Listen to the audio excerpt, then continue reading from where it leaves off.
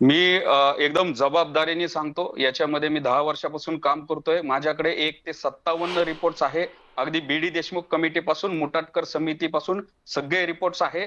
मी तुम्हाला त्यांचा टेन्युअर सांगतो. हा मुटाटकर समिती 1 नोव्हेंबर 1992 यांनी 147 जाती त्यांच्या टेन्युअर मध्ये मागासले पण तपासून शिफारस केली आणि सरकारने त्यात घेतल्या.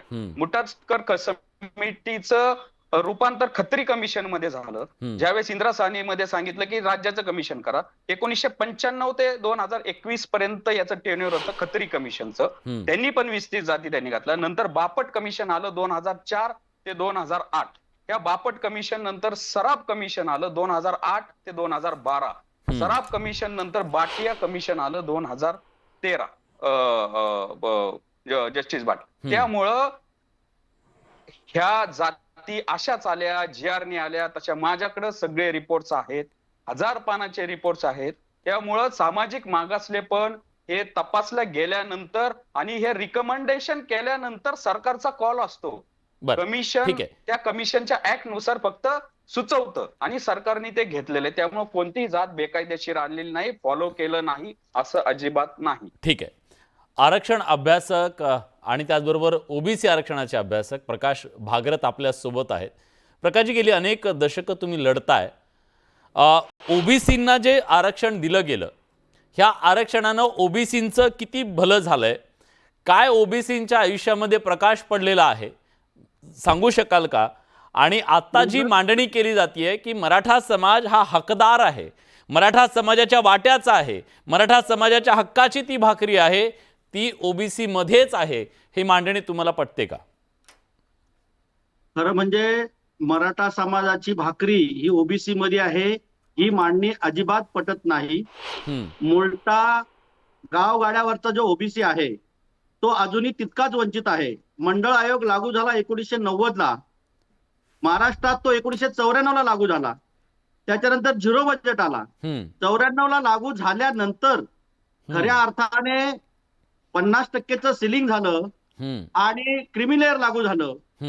त्याच्यानंतर जी ग्रीव्हन्सेस कमिटी 2004 ला ऍडव्होकेट सुदर्शन नचिप्पन यांची जी ग्रीव्हन्सेस कमिटी झाली, त्या कमिटीमध्ये जो आढावा घेतला गेला, त्या आढाव्यात असं लक्षात आलं की मंडळ आयोग लागू होण्याच्या अगोदर ओबीसीचा प्रशासनातला टक्का हा 12% होता, 12.5%. आणि त्यानंतर जो सर्वे झाला त्याच्यात तो 4.5%. म्हणजे मंडळ आयोग लागू होऊन सुद्धा 10 वर्षानंतर ओबीसी हा नुकसानीत होता. खरं म्हणजे हे नुकसान भरून काढणं गरजेचं होतं, पण तसं न होता मराठा कुणबी, कुणबी मराठा, लेवा पाटील, लेवा पाटीदार, लेवा कुणबी या 2004 ला ह्या 5 जाती यांचा ओबीसी मध्ये समावेश करून घेतला. आता ज्या या उच्चभ्रू तशा जाती होत्या यांचा समावेश झाल्यानंतर जे काय भरती प्रक्रिया झाली, त्या भरती प्रक्रियेमध्ये मोठ्या प्रमाणामध्ये या समाजाचा त्या ठिकाणी अंतर्भाव झाला. परंतु मूळ ओबीसी आहे तो जिथं आहे तिथंच आहे, याच्यामध्ये काही फरक पडला नाही. त्याचं शैक्षणिक, सामाजिक, आर्थिक ही जी स्थिती आहे, राजकीय सुद्धा ही स्थिती जशी आहे तशीच आहे. पण गेली 4 दशक मराठा समाजाचा समावेश ओबीसीमध्ये करावा याच्याबद्दलची मागणी कमी अधिक प्रमाणात सातत्यानं होत राहिली. कारण काय होतं, का होऊ शकलं नाही? मराठा समाज ओबीसीमध्ये का येऊ शकला नाही? त्याच्या मागचं प्रमुख कारण काय होतं? कायदेशीर अडचण काय होती? मूळतः मराठा समाज हा शैक्षणिक सामाजिक म्हणजे शैक्षणिक जरी मागास आज दाखवला गेला असला तरी तो सामाजिक मागास नाहीच आहे. दाखवला गेला कसं काय म्हणू शकता तुम्ही? दाखवला गेला म्हणजे काय? आज तो जो आयोग आहे, ज्या आयोगाने आतापर्यंत इतर जातींना केलं त्याच आयोगाने रिपोर्ट दिला ना, त्या आयोगावर कसं काय आपण संशय घेऊ शकतो? हे बघा, राणे समिती नेमली नाही, राणे समिती सोडा, गायकवाड आयोगाबद्दल बोलतोय मी. गायकवाड आयोगाने सुद्धा बाटिया आयोगाचा आधार घेतला ना. गायकवाडांनी वेगळं काय केलंय? आज बाटिया आयोगाने जो सर्वेक्षण केलं ते मतदार यादीच्या आडनावावरून केलं. मला सांगा, आज आमचं तेच म्हणणं आहे, आज जो ओबीसी जो घाबरलेला आहे त्याचं कारण ते आहे की मुळात 2004 ला ह्या जाती इन झाल्यामुळं त्यांच्यावर अन्याय झालाय. आणि आता मराठा पण पुन्हा 50%च्या जर आज झाला तर त्याचं शैक्षणिक, सामाजिक, राजकीय आणि इतर या सगळ्या याच्यात त्याचं नोकरीमध्ये सुद्धा त्याचं नुकसान होणार आहे. हीच खरी भीती आहे याच्यामध्ये. बरं, आणि मराठा म्हणजे राजकीय आरक्षण ही तुमची जास्त भीती आहे. हा, हीच भीती आहे. ठीक आहे, हीच भीती आहे मी ना. मी विचारतो ना, मी विचारतो आपल्यासोबत राव सरांकडून, पण त्याच्या आधी ॲडव्होकेट मंगेश ससाणी यांच्याकडे जातोय. मंगेशजी, मांडणी जी त्यांनी आता केली त्याच्यावरचं तुमचं प्रतिपादन काय? दुसरी बाजू, हक्काची भाकरी काढून घेतली गेली, ओबीसींच्या वाटेला गेली असं त्यांचं म्हणणं आहे. ऑडिओ म्यूट आहे तुमचा. विलासजी, आता वकील साहेबांनी जी मांडणी केली ती खरं तर एकतर्फी होती. अत्यंत आदराने मी सांगतो त्यांच्या. कारण की ते जे म्हणतात ते की आमची हक्काची भाकरी होती. मुळात जे ताट म्हणजे आरक्षणाचं तत्व काय, तर तत्व कशापासून तरी संरक्षण आहे. ज्यांना पर्याप्त प्रतिनिधित्व, इनएडिक्वेट रिप्रेझेंटेशन मिळालेलं आहे हजारो वर्षाच्या जातीच्या उतरंडीमुळे, तर त्यांच्या संरक्षणासाठी 340 कलम संविधानामध्ये आहे. आणि मग कुठेतरी ज्या प्रस्थापित जाती आहे, ज्या राज्यकर्त्या जमाती आहे, त्यांच्यापासून कुठेतरी तुम्हाला नोकरीमध्ये, शिक्षणामध्ये, राजकारणामध्ये संरक्षण मिळावं आणि प्रतिनिधित्व मिळावं, याच्यासाठी हे आरक्षणाचं तत्व आहे. त्यामुळे आम्हाला ते ताट, तुमच्या ताटातनच आम्हाला चतकोर कुठेतरी पोटभर मिळावं म्हणून तरी ते आरक्षणाचं तत्व आहे. ते आता एक ताट येतं बघा, त्याच्यामध्ये कप्पे केलेले असतात. तसाच कप्पा एससी साठी आहे, एसटी साठी आहे. कारण की प्रस्थापित जाती तुम्हाला प्रतिनिधित्व देणार नाही आणि हे आरक्षणाचं तत्व आहे. तुम्ही गफलत करू नका, हे प्लेन ताट नाहीये. कप्पा कशासाठी केलेला आहे, तर संरक्षणासाठी. आता राहिला दुसरा प्रश्न, यांनी जे आता जो 5 मे 2021चा त्यांनी जे गणित मांडलं त्याच्याबद्दल सांगू शकाल तुम्ही? 130% कसं काय होईल असं ते म्हणतायत? नाही, हे गणित असं मोगम बऱ्याच दिवसापासून मांडलं जातंय.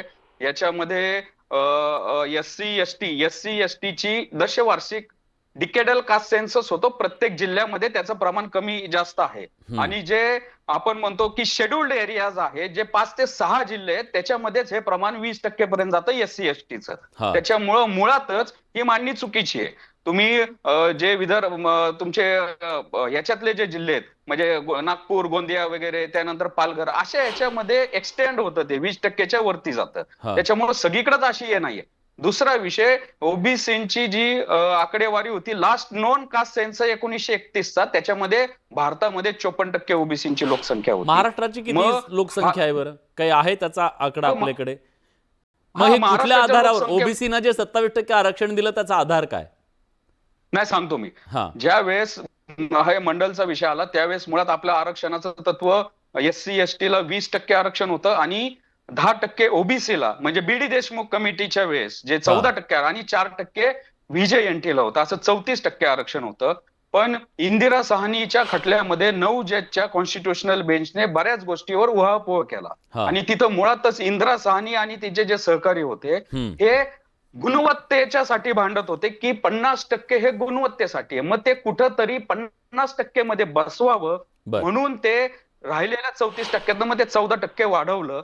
हे असं गणित झालेलं आहे. कुठल्याही वाढवले जर असेल ते जर वाढवलेलं असेल तर मग ते मराठा समाज म्हणतो आम्हाला द्या ना, ते असं देता येईल का? मुळात मी परत तेच म्हणतोय, आम्हाला द्या, तुम्हाला द्या.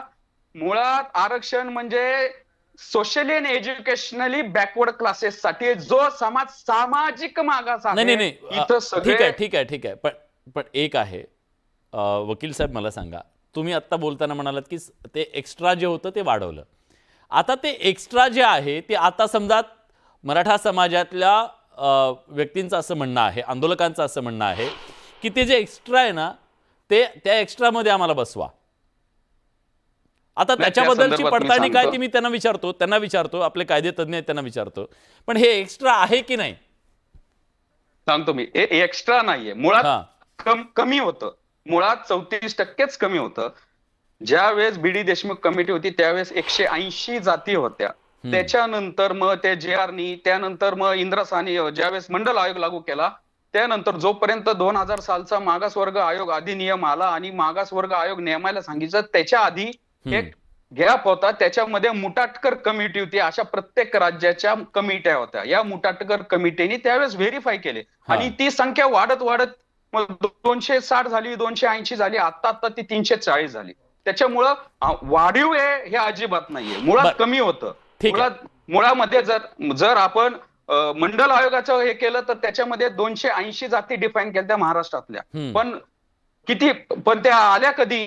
त्या मुठाटकर कमिटी नंतर खत्री कमिशन. आतापर्यंत 53 रिपोर्ट आहेत. मुठाटकर झालं, खत्री झालं, त्याच्यानंतर सराफ आलं, बापट आलं. मग ह्या सगळ्यांनी डिफाईन केल्या ना जाती. सामाजिक मागासले पण तपासलं ऍड करत गेलं. त्यामुळं एक्स्ट्रा कोणाचं काही नाही. मुळात मी तर म्हणतो कमी आहे. बरं, ठीक आहे. तुमचं म्हणणं